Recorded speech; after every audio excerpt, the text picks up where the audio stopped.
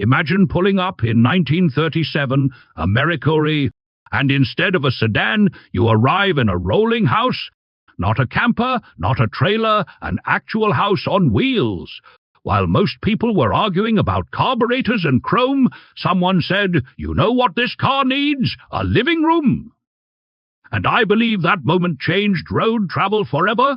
Ladies and gentlemen, today we're talking about the Hunt House, 1937, proof that Americans have always believed two things: bigger is better, and if it has wheels, you can live in it.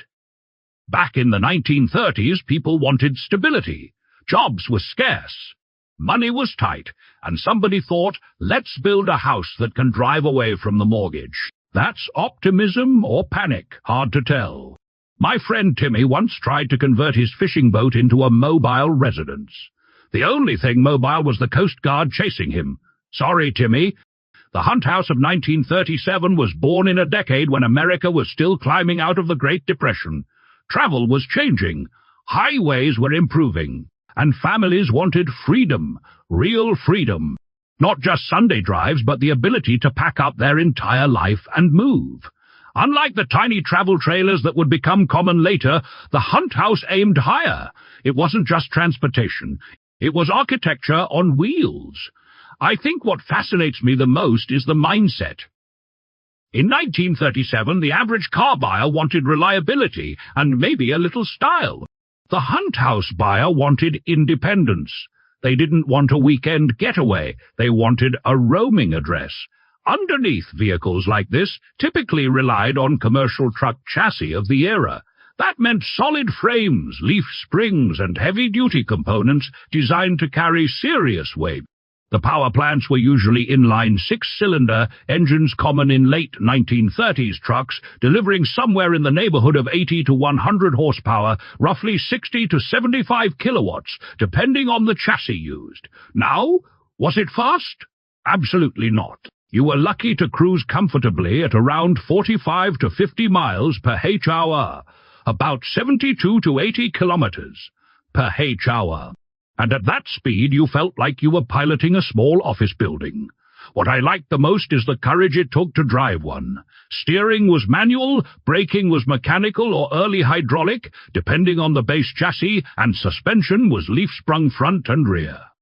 No power anything. If you could park one of these, you deserved a medal and possibly a chiropractic adjustment. Interior space was the whole point.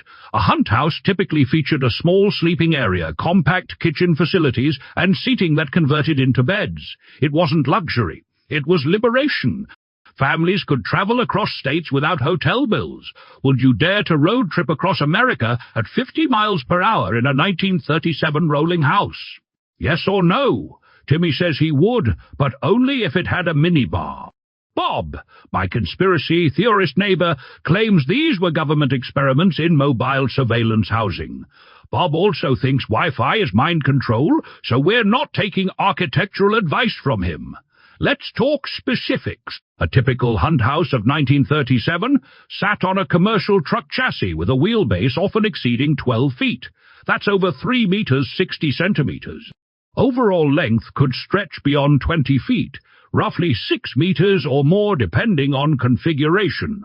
Weight, easily several thousand pounds, likely over 6,000 pounds, or around 2,700 kilograms or more once fully outfitted. The inline six-cylinder engines common in late -1930s truck platforms delivered modest but steady torque.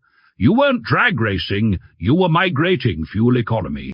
Let's be honest, you didn't buy this to save gas. Consumption would have been heavy by passenger car standards of the time. But if your alternative was hotel fees, maybe it balanced out. Now here's the interesting part. Price: original 1937 mobile home conversions like the Hunt House could cost significantly more than a standard passenger car. While a typical American sedan in 1937 might cost between $700 and $900 USD, a specialized motorhome conversion could push well beyond $2,000 USD, depending on customization. Adjusted to modern value, that places it roughly in the $40,000 to $45,000 range or more in today's money. At auction today, rare pre-war motorhomes and coach-built house cars can command six-figure prices depending on condition.